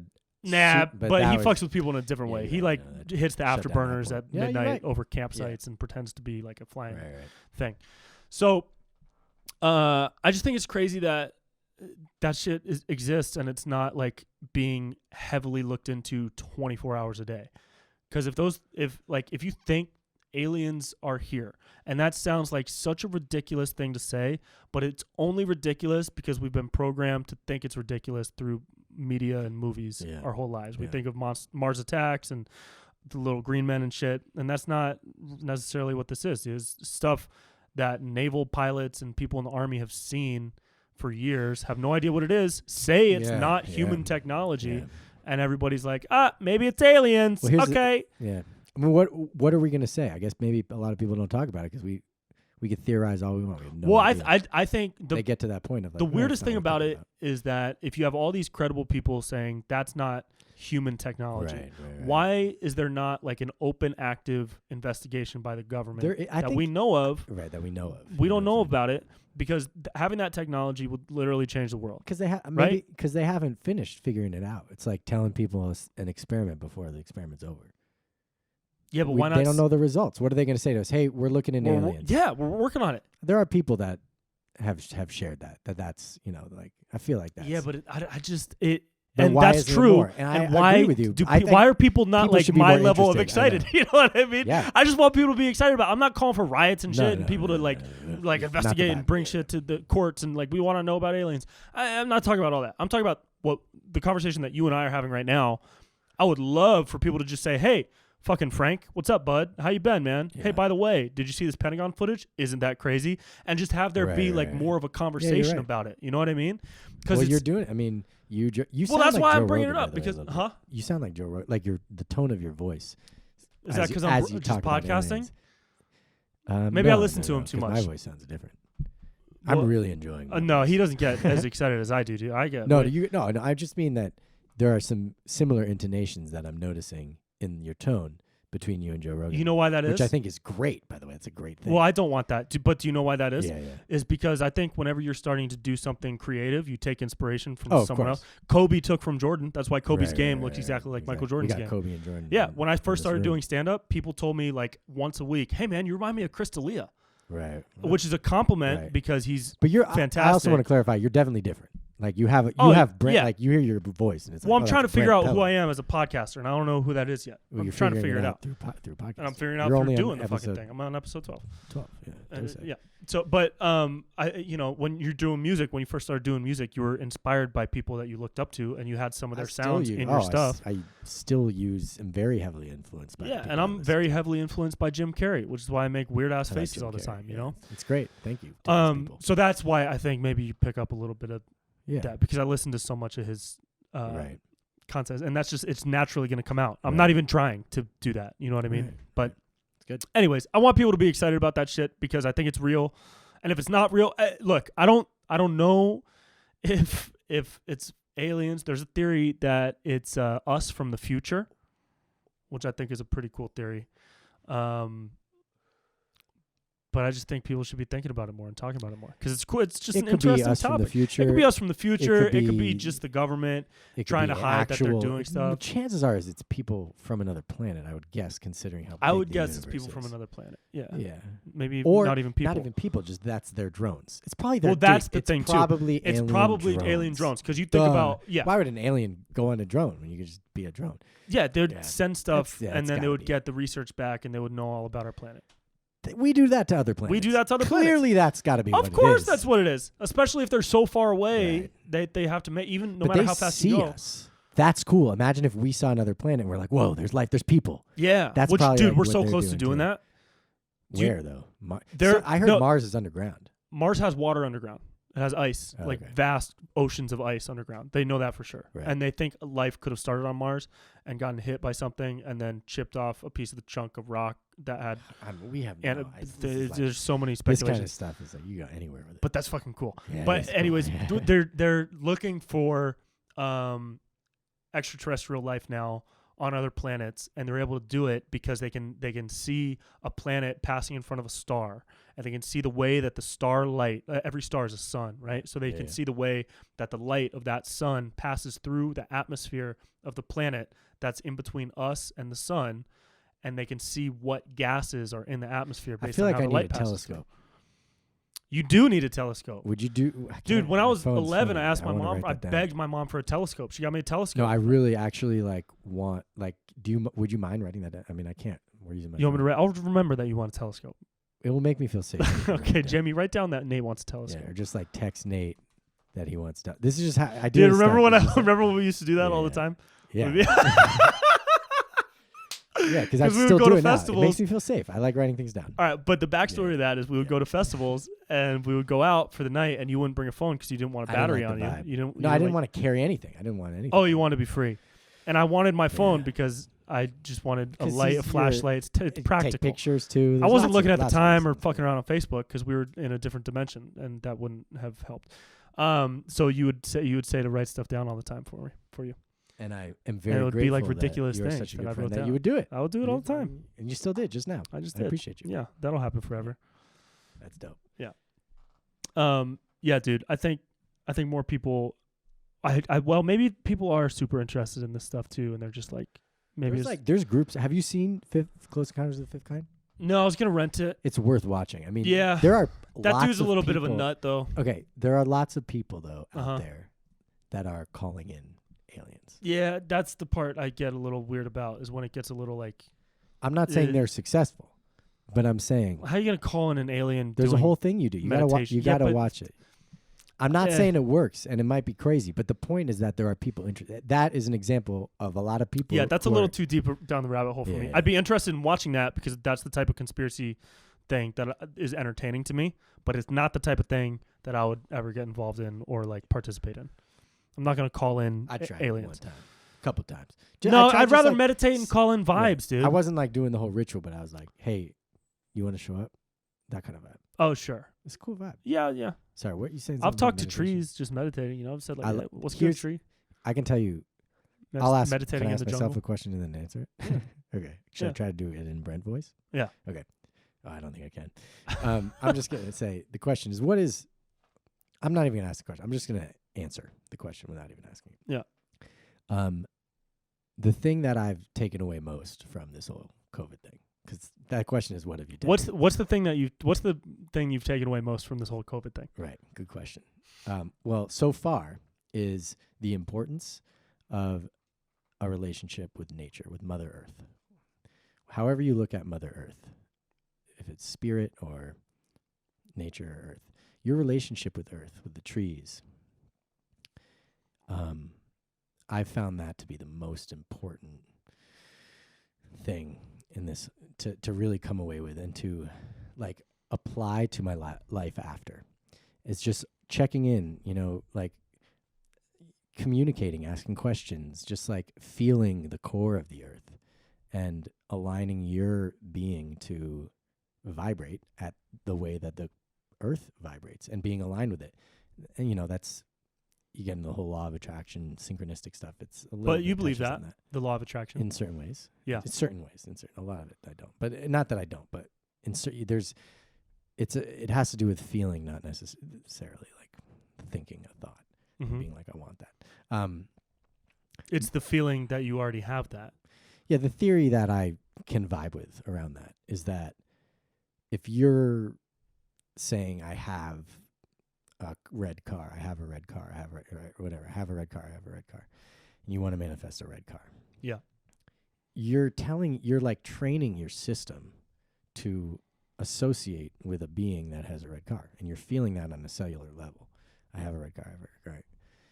Like even as I say it, I mean, I can feel what that vibration feels like. Mm-hmm. And so if you say it enough, you'll just naturally vibrate that way. And then what'll happen is, if you're vibrating that way, then the earth, nature, everything you're synced up to situations where that is a reality. And that does gives that make sense? Yeah. But that's the thought on it. That's the thought on it. And that, do you think that helps lead you toward the reality of accomplishing that goal of having a red car? I do. And example. Yeah, and it's very similar to me or a human checking in with nature and being aware of the trees and everything. And then just those moments of awareness is practice. It's like, okay, that's now becoming more of my everyday. Mm-hmm. And it'll just happen naturally more and more. Right now it got brought up. I brought it up. Mm-hmm. Like we're talking about it. It's in my system. Yeah. I like vibing with nature. It's a really good vibe. It's a medicine. Oh, it's a great medicine. Yeah, that's why I love going to the beach, dude. I force myself to go to the beach at least once or twice a week just to check in, Yeah, it's a good vibe. Put your feet in the water and connect. And that's actually where I got stuck. Where? Forcing myself to connect with nature. I mean, I say force, but I mean like you know what I mean? But that's where I got stuck, is where I was like, where it was like, I have to, then I wasn't actually connecting with nature. I wasn't like, I was like, okay, I saw my tree. I wasn't like. Sure. You weren't breathing in. I wasn't breathing with the tree. Yeah. Right. Because it wasn't aligned. Right. Because nature had, you take nature further and it's like human. Mm-hmm. Do you know, sorry to cut you off. Have you ever, that's pantheism. I don't know what that is. What is that? Pantheism is, I'll try to describe it and then I'll look up a definition to see if I got it right. Can you ask Jamie? Yeah, Jamie, can you pull up the definition of pantheism? I feel like you got to have your own Jamie. I need my own Jamie. Can you have a different name, or she, or they, or a different identification? Oh, like a pretend character? Or like a real person in real life? Can it be both? It can be both. Like it'll be a pretend character, and then eventually it'll be a real person. Let's attract it. We can try the law of attraction. Well, that's why I keep saying Jamie, because I want to imagine that I have a Jamie. But it's a different Jamie. It's a different Jamie. But it's Jamie. Okay, Jamie. Yeah. All right, Yeah. so that's a Jamie. Yeah. Spelled the same, or we don't even know. It's just Jamie. Okay, great. That's gonna be cool because I'm holding that vibe. I've been holding the vibration of having a Jamie ever since I started this podcast. Because I think that name Jamie though. No, Jamie is the concept of a Jamie, not Jamie as a person. Although young Jamie is a person, and shout out to young Jamie, and he's great at what he does. But what he does, I'm calling Jamie, and so I'm putting so that I don't have to like force myself to find someone named Jamie. Exactly. I'm open to somebody that's a Jamie that's named Chelsea. You know? Right. But what about a Jamie that's named Jamie? I think that would be super strong. But also, would that cut into the originality of the original Jamie? Only if it's like divine. It might not be Jamie. It could be a Chelsea. Right. Okay. So the definition of pantheism. Brock. Brock. Dude, I met a guy named Rock once. His name was just Rock, R-O-C-K, and it was not Dwayne Johnson. It's a badass name. All right, so the definition of pantheism, as I remember it from the book I read called Pantheism, is the philosophy that, and it's not a religion, it's more of a philosophy, but I suppose it could fall somewhere in between just in terms of its spiritual nature. Pantheism doesn't identify a god. It's not monotheistic.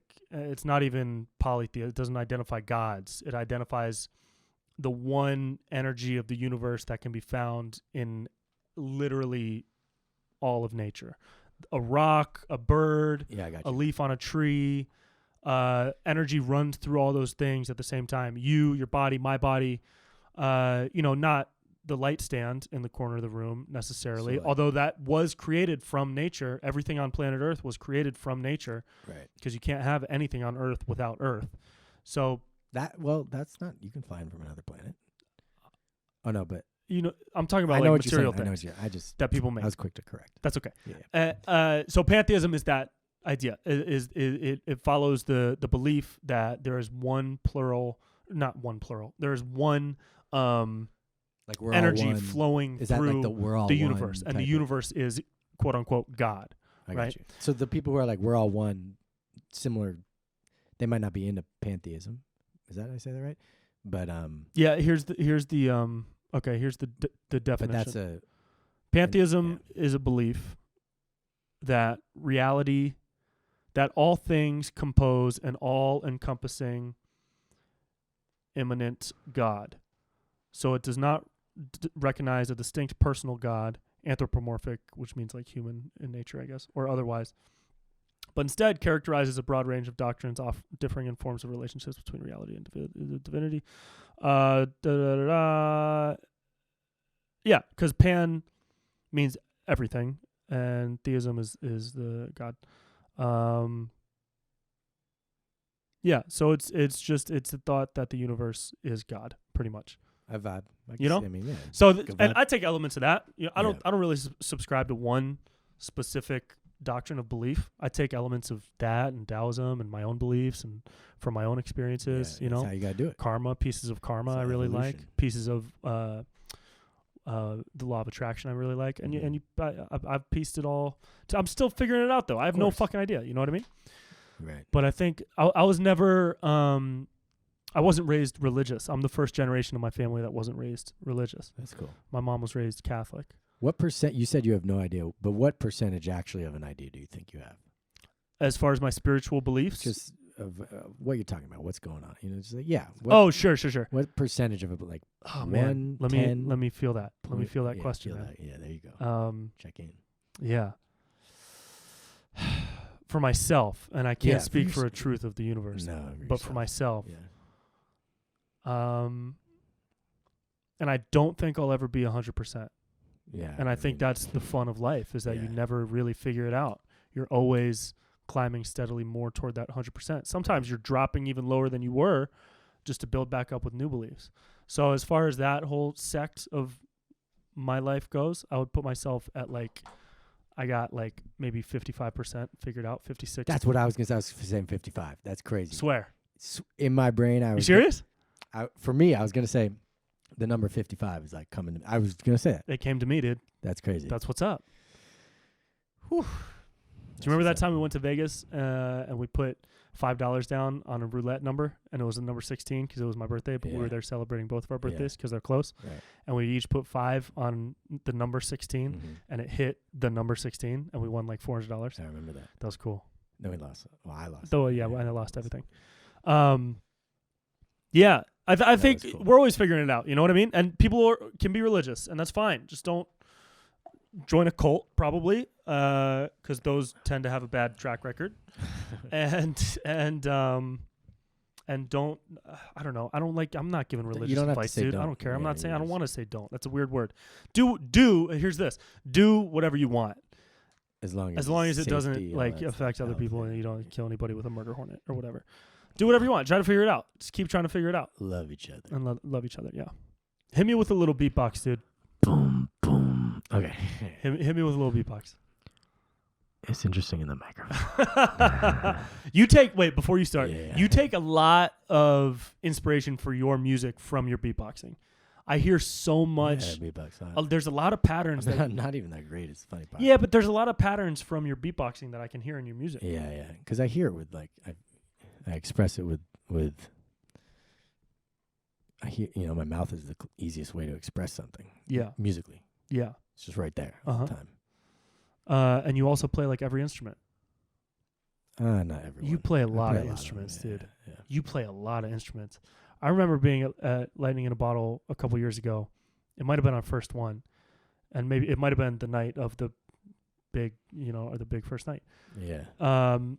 And I remember you brought your djembe, and you went out, and you were in a drum circle with the djembe, and somebody was playing guitar, and you were like, "Hey man, let me play with. Do you mind if I play?" And he handed you the guitar, and you started jamming on guitar. And everyone was like, "Oh my God." And I was like, "Whoa, I didn't know this guy played guitar too."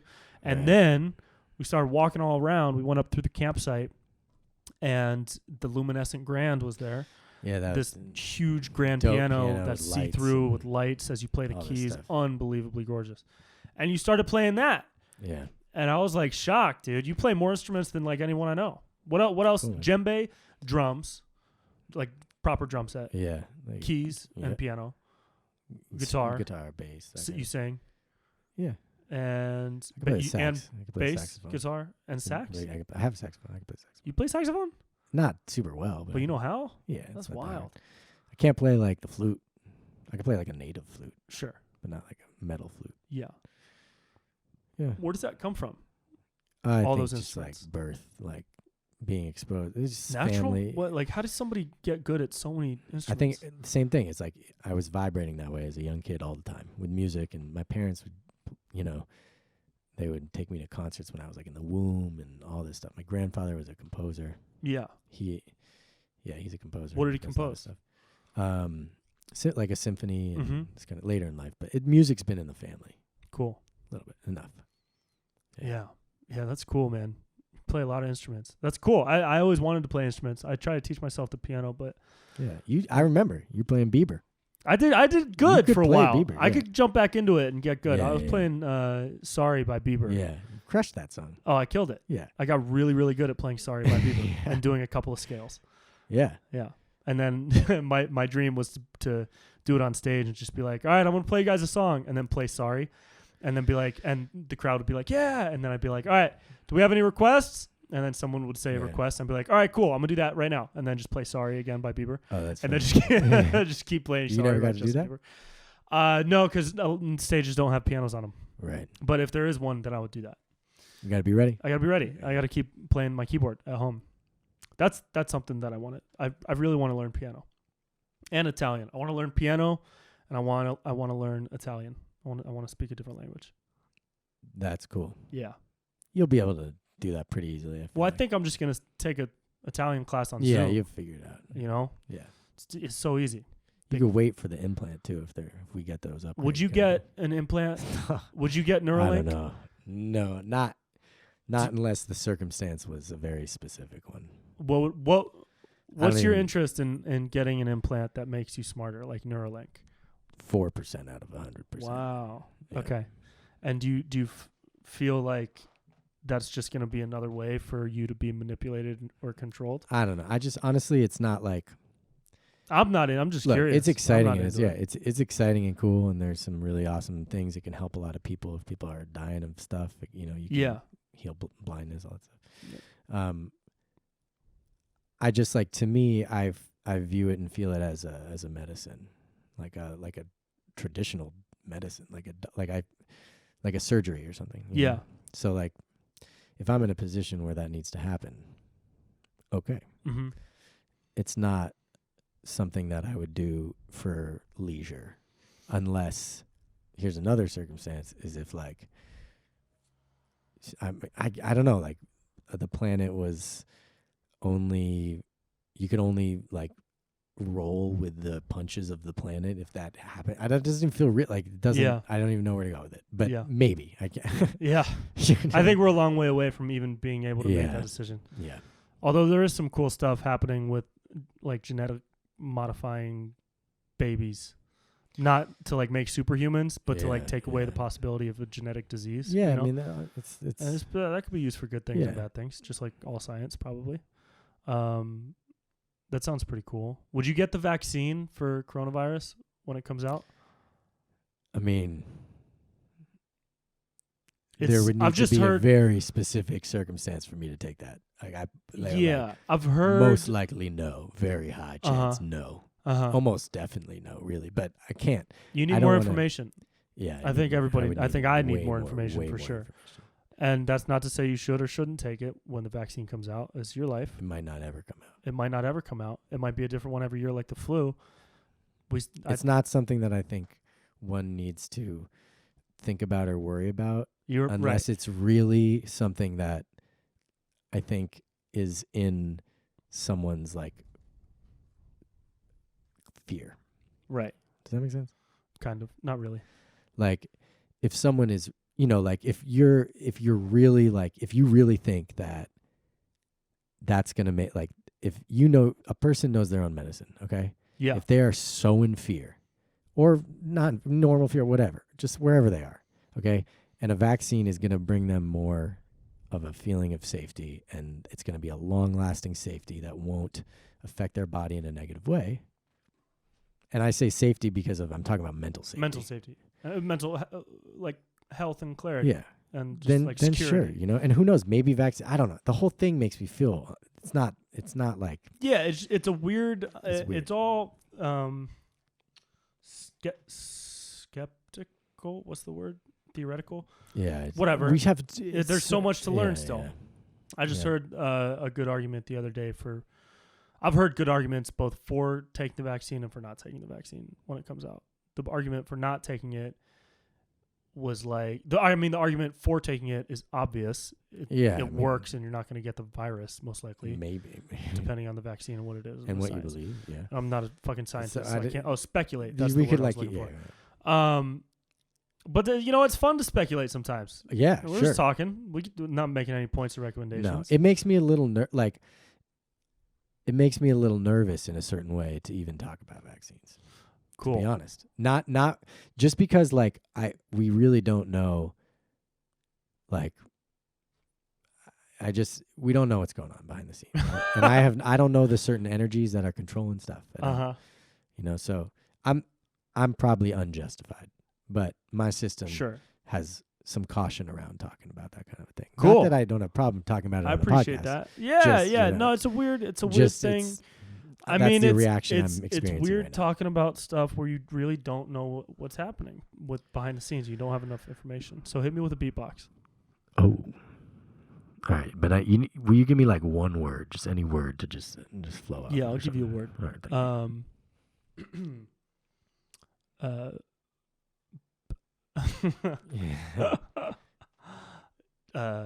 Flower. Okay, cool. Yeah. Cool. Give me a flower beatbox. But not the type of flower that grows in the ground, the type of flower that you make pasta with. Oh, I was thinking the ground. Thank you for clarifying. Okay. But not the type of flower that you make pasta with that has additives and preservatives, like natural. So just like organic. Organic. What is that? Like, I don't even know what flour comes from. It's wheat. Wheat. There's different types of flour. Yeah. You can get barley flour, wheat flour, What durum kind of flour? flour. Are we talking about right now? This is Barley going to be semilla flour. Semilla. Semilla flour. Semilla? Seminola? Semilla or semolina. Semolina. And it gives you a better. Dope. Yeah. Is it a flour? Pasta. Yeah, it's a type of flour. Yeah. Okay. Right. Well, I'm going to stick to the flour thing, but if semolina comes in there later. You know what? I changed back. Let's do the flour that grows on the ground. Oh, okay. Okay. Nice. All right, I dig it. It's like good. Okay, here we go. All right. Well, we're talking about a. We're talking about a. This is just the intro, you know. Then I'm going to the. We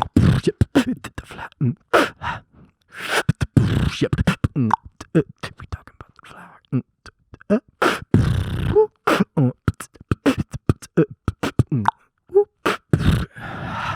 Should we bring the bass right now? Let's bring in boom boom boom boom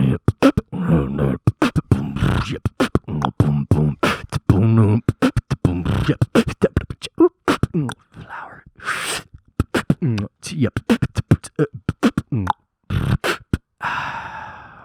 We talking about a flower. Love it. That was dope, dude. We're just talking about a flower. Yeah, bro. That felt cool. That was cool. Yeah. That was great, dude. Do you when we get back into this? Do you have are you visualizing and vibrating large scale live shows into your reality? Is that something? That's a good question. That you're trying. I feel like more and more.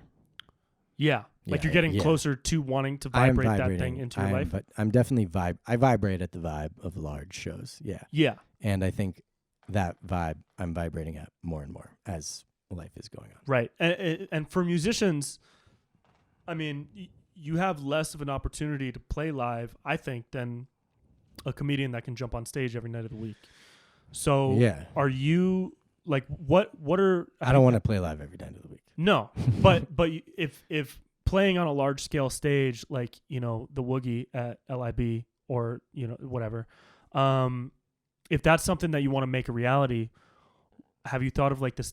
Have you tried to visualize steps of getting there? It doesn't have to. I know steps is a weird word, but like, have you visualized any type of processes, or like ways of getting there? I understand. Social media, small shows, building a fan base, submitted, whatever. I don't think that I've visualized them in the kind of normal use of the word visual, like visualizes and like think about it and see the picture, not like that. Yeah.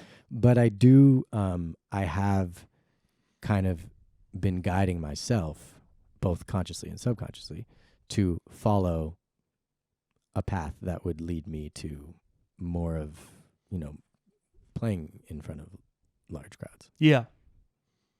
Cool. Does that answer the question? Yeah. Cool. Great. Yeah. Yeah, that's dope. And I've always said I wanted to see you on a big stage. I appreciate that. I you too. I want to see you in like a big arena with like a. Oh fuck, man! Playing in an arena. Oh god, what a dream. Yeah, it'll happen. Because I feel like there have been times when I'm on a stage at a comedy club and I'm like, oh, this is too small. Yeah, it's too small. I'm moving. I'm like, right, because you need flying all around. Your I'm system in character. Needs more energy. Yeah, for me personally. For you. For me. That's why you're gonna get. Yeah, I'm there. jumping around in a man bun, and I got like my arm. I'm like just jumping all around or flying around as a character, rapping on stage. I need more space. Yeah, I'm very theatrical. You need a bigger stage. Yeah, I need a bigger stage. But we'll get there. That's a process too, you know. And you know, who knows what'll happen this summer and in the fall and after this whole thing is over. Hopefully, good things. But I've told you this before too. Your music is easily playable on a festival circuit right now. Thanks. Yeah, I appreciate it. I mean, I played festivals. I mean, like a big mainstream commercial. Yeah. If that's even a goal, is that a goal to go commercial? I don't know if I'd call it going commercial. I mean, there's lots of artists in my kind of field, in my space, that play those events. Mm-hmm. Like, and it's name a couple of artists that are in your field right now in your space. Yeah. That are kind of maybe a crossover between the smaller. I don't know if conscious community is the right word, but the smaller transformational festival community and maybe a larger, like, you know, heavy rotation on Spotify. I mean, like Bass Nectar, Closey, Fortet. That you could say like Closey is so fucking good, dude. I love her. Yeah, she's great. She's coming out with an album really soon. Nice. Yeah. I mean, there's a lot of them, honestly. You know, they're like, I think that there's people in that mainstream space that a lot of people don't realize they're from they were birthed from, like the conscious music scene. Yeah. You know, and I think there's a lot of people like that. Yeah. But music's all different. I mean, like, there are so many scenes that go into that like mainstream space. Yeah. So, you know, and a lot of it's like really unique people, honestly. Mm-hmm. You know? And you have come up around a lot of different musicians too. I mean, you knew the Chainsmokers when they were first starting out. I did, yeah. Yeah. Yeah, I mean, I lived with Drew I lived with him in a fraternity house. Yeah. Were you guys both making music then? Yeah, we were making music together. I would make music and then go out, and he would stay in and make more music. He worked harder than I did. That's the truth. I mean, yeah. What was it like? Were there any signs of like fame and craziness at that point, or was he just not like with a him. kid that was with making me music? a little bit, because I had that song in college. I was like, I remember. Man. Yeah, I had a famous song. That was another thing we vibed over when we first met. Famous college. We song. both had a famous college song. Yeah. What was yours called? It was called "Thank That Drink." At least it's about gratitude. That's right. And Right. mine was called Bike Path Love, which was about love and high vibes. and Both high vibes. That's hilarious. Yeah, Is Thank That Drink still on YouTube? Yeah. But Holy shit. That's so funny, dude. I'll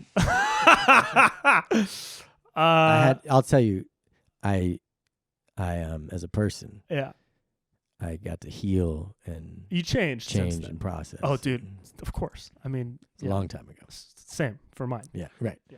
Right. But it's a good learning experience. Fantastic. What was it like motivational to see how Drew and those guys kind of came up as you were starting to come up and figure out what you wanted to do at the same time? Yeah, I mean, it was a totally like when they made the Selfie song, and you could feel it because like we were in this program, in this music industry program, that like the path was kind of set if you were good enough, and Drew was good enough. How was the path set? Well, they just had, the head of our program, our college program at Syracuse. Yeah, Marty Bandier, he owns Sony, the label. Nice. So it was like he wants one of his students to succeed. Right. Not saying in it like Drew would have succeeded no matter what. Right. Regardless Yeah. I mean, but yeah, yeah, I don't even know how we got there. Yeah. Well, you started to see them rise. Oh yeah, it was very inspiring. Yeah. Yeah. And it really, honestly, it kind of made me chill a little bit. It was like, okay, like I see that this is totally possible, and like someone in my close spaces, I guess it was a novelty before I was in it. Right. Not that I'm in it every day at all, but just that I got to experience. You came with me to a show. I met them. To a Chainsmokers that was show. cool. That was when we went to that Chainsmokers show. That was at the LA Convention Center, and we went in and we saw your boys, and they brought us up to the VIP hangout where Drew and Alex were hanging out, and we said what's up. And I remember Logan Paul walking in. Oh, did he? I don't even remember that. Yeah, I remember Logan Paul walking in, and he was just like, it was not a good first impression of Logan Paul for me. But maybe Logan Paul's a nice guy. I don't know. At that moment. But also being in a VIP room with the Chainsmokers and all those like ridiculously hot girls and former frat bros. Yeah. That is ego city, dude. Oh, yeah. There's no way you're not going to come off as a I ain't trying to live in that space. Right. But I will say that though, like they were young then. They're like, I mean, when we saw them, that was only like 2 years ago. No, that was like 5 years ago. No way. There's no way. I wasn't in LA I haven't been in LA for like 3 years. That was more than 2 years ago? I haven't been in LA in 3 years. Yeah. Time is so weird, like 5 man. years. I know. That's crazy. But I will say, like, it's cool to see them grow too as people. Yeah. And, like now they have that Kick the Habit production company, which is doing great. Yeah, they're going to make movies. And it's called Kick the Habit. It's like they're the Chainsmokers. It's clearly they're growing up. Oh, I get it. Habit. Yeah, right. Where do you know where that name came from? Yeah, I do. Where did it come from? This is so. Dan and John Marcus, they are like they run this. Your boys. Yeah, they're great guys. Yep, I love those guys. And they're like writers. They're just in the film industry, and so they are. Or Dan is really running their company with them. And so they needed a name, and Dan's father is like this super great guy. was like, why don't you call it Kick the Habit? Because it's like he was commenting on the Chainsmokers. But how did the Chainsmokers get the name the Chainsmokers? Oh, how'd they get the name the Chainsmokers? Yeah. I thought you were asking about Kick the Habit. No, but that is a cool story still. Oh, I don't really know. I mean, I know it started with Alex and the other dude before Drew joined. They were the Chainsmokers. Oh, that's right. It was Drew Alex joined. and someone else. And then they brought Drew on, and they were a 3-man group? The other guy left, and they needed to replace him. So What? And who was the other guy? I don't know. Really? Was he a Syracuse guy or just Alex's friend? No. Alex is not a Syracuse guy. Only Drew. Where'd Alex go? I don't know. Maybe NYU or something. That's interesting. Okay, so then all right, I got to get the Chainsmokers on Alex the next is a great podcast. guy, too. They're good Alex guys. was I mean, so they're- nice, yeah, dude. they're Alex good was the guys. coolest. And I'm sure Drew was too. I didn't get a chance to talk to him. But when I talked to Alex, he was super chill. Yeah. That's cool, man. I think it's cool seeing people come. We're in such a competitive space, dude. Music and entertainment is so competitive. And I mean, it's yeah. But I think it's good to come up around people that you genuinely want to see succeed. Oh, yeah. Instead of just looking around and saying, fuck, why is that guy getting this? Why is that person getting this? I don't want this person to succeed. That's my space. That's my opportunity. Yeah. That's toxic. I've definitely experienced that before. Yeah, it's But not the vibe. It's not a good vibe. But I'm very happy to be coming up around people that I genuinely want to see that's win. why, right? Like yeah. you or Morgan. Yeah. Oh, I love when you first like had a video over 1 million views. That was awesome. Oh, thanks, Dude, man. I was stoked. Thanks, bro. Yeah. That's how I felt when I saw your 1 million streams. And I don't know if 1 million streams is a huge thing or a minor thing or a medium thing, but it's a million. You have It's 1 million cool. streams, It's cool. dude. That means 1 million people have listened to your song at least. I think it's gonna be a lot higher than that. But Yeah. but it's still. It's a I am milestone. very grateful. Regardless, for my it's first a milestone. million. Yeah, and I'm you. grateful that you're feeling gratitude. Thank you. I That makes me appreciate feel good, and I can feel that flow through you to me. Yeah. So I think it's super important to have people that you can root for. Yeah. Oh yeah. It feels great. It makes it and it drives you to be better too. Yeah. You know, because you see good things happening for good people, and you're like, well, I'm a good person too, so let's work to make good things also happen for me. Yeah. It's a good vibe. It is a good vibe. Yeah, dude. How do you feel, bro? I feel good. Yeah. I like the podcast vibe. It's a fun podcast. Yeah, it's a good podcast. Yeah. Thanks for having me. Of course. Yeah. I think we're almost at 2 hours. Cool. We're like 140 something. Yeah, I think. 150. That's it, bro. If people want to find you and listen to all your stuff, plug all your things. Okay. Well, I go by Equanimous, Yeah. so you can Google me, I guess. Well, I don't know. Go to follow Spotify. Equanimous Love. Is Yeah, still I the go by handle? Equanimous Love. Yeah. Equanimous Love is the handle on Instagram. Spotify, you can just type in Equanimous. Type in Equanimous. I'll do a swipe up and I'll tag him on posts on the Instagram. And listen to this man's music, dude. Thanks, bro. And listen. Keep your vibe strong, man. I hope everybody after this podcast goes out into nature and touches a tree. That's some really important stuff, man. It will work wonders for your body. Yeah, just talk to nature. Connect with yourself, connect with nature, connect with the world. And that's it, man. I love you, bro. Love you too, bro. Cool. All right, guys. Love you so much. Bye-bye. Thanks, everybody. Peace and love.